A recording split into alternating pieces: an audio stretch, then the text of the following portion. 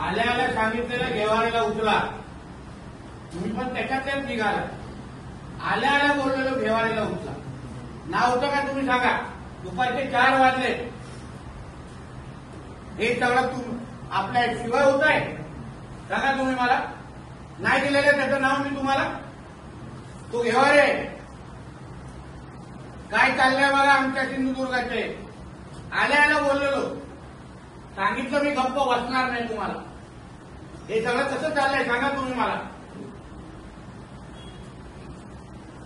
कशाला चाललंय.